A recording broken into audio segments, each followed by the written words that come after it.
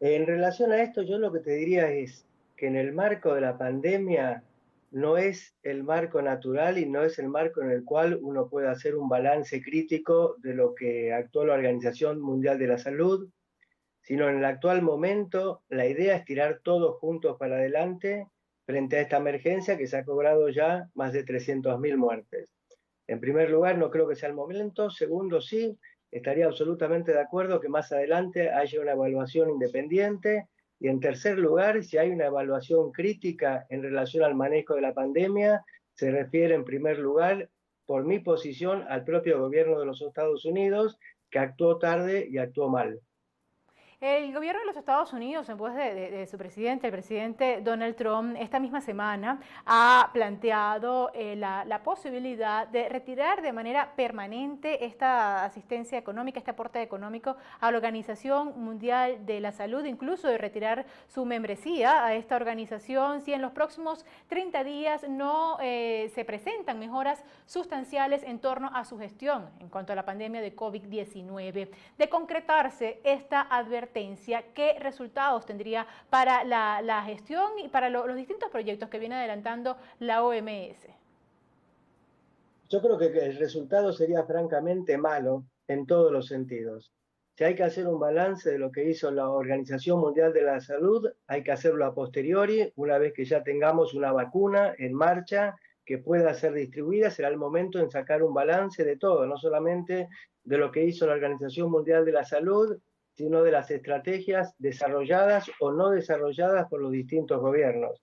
Quitarle el apoyo a la Organización Mundial de la Salud sería una aberración total y absoluta, porque sigue cumpliendo un rol muy importante en la comunicación entre los distintos países para enfrentar de mejor modo la pandemia. Creo que sería una medida realmente absolutamente desacertada.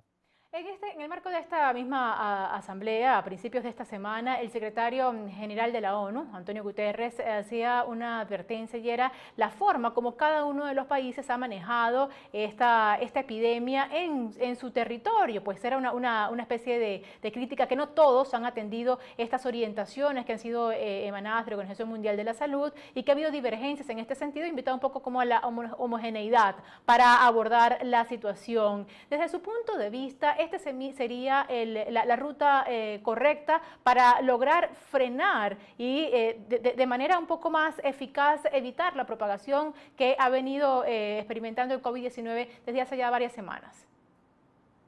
Sí, mira, en general uno podría decir que hubo dos grandes modelos que se desarrollaron. Uno de los modelos estuvo desarrollado por ejemplo, Estados Unidos y algunos países de Europa Occidental, que no establecieron una cuarentena obligatoria en momentos tempranos, es decir, cuando tuvieron pocos casos.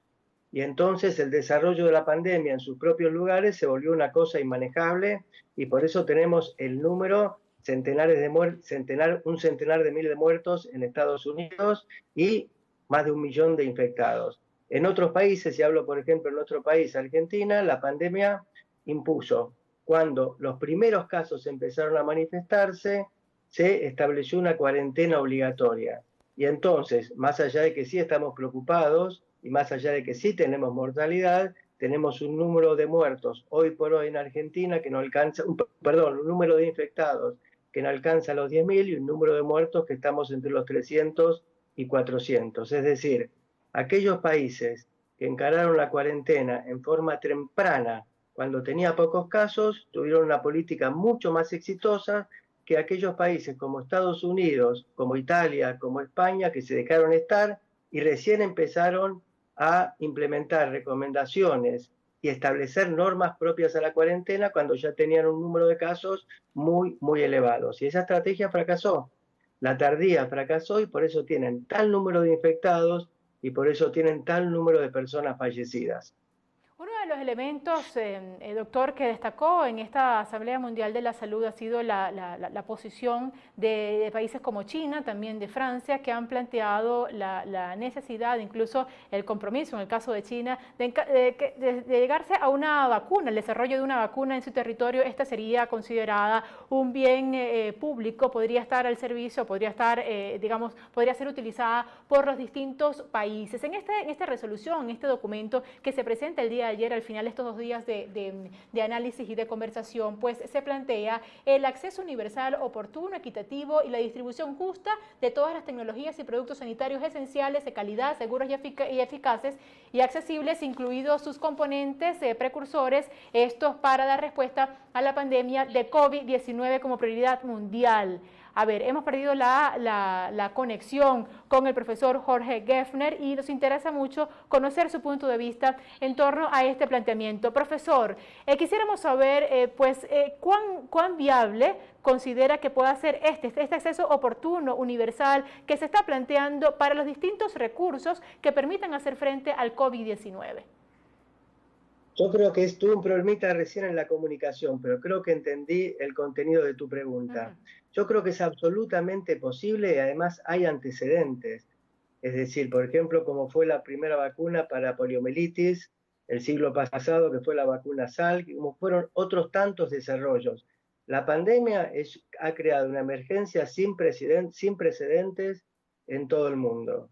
Entonces, si se desarrolla una vacuna, y ciertamente se va a desarrollar, y posiblemente estamos hablando de fines de este año o más probablemente el primer cuatrimestre del año 2021, el acceso tiene que ser absolutamente universal y gratuito. Y no solamente eso, sino que el fundamento técnico sobre el cual se hace la vacuna tiene que ser público para que empresas en distintos lugares puedan reproducirlo y entonces tener disponible en corto tiempo un alto número de dosis que pueda alcanzar al conjunto de la población mundial. Creo que está planteado ese debate y creo que claramente tiene que prevalecer un criterio humanista, es decir, la vacuna tiene que ser considerada como una herramienta absolutamente imprescindible y no tiene que estar sujeta a las leyes de mercado.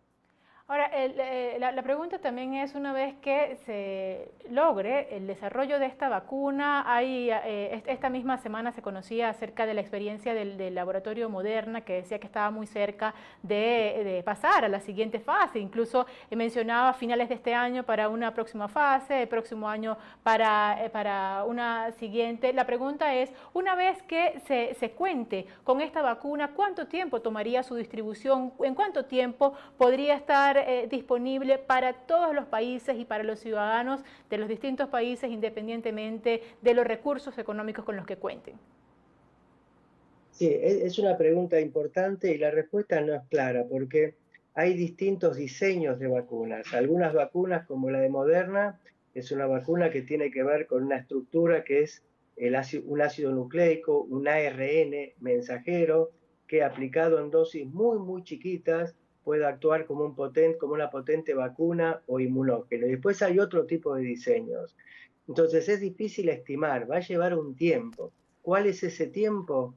Y el tiempo para alcanzar centenares de millones de dosis puede ser un tiempo estimado entre 3 y 6 meses, una vez que la vacuna ya está definida, probada exitosamente en las 3 fases que corresponden a una prueba de vacuna, que es la fase 1, que ya está culminando, en el caso de Moderna está culminando y exitosamente, una fase 2 y una fase 3, donde se vacuna a un sector importante de la población o representativo de la población.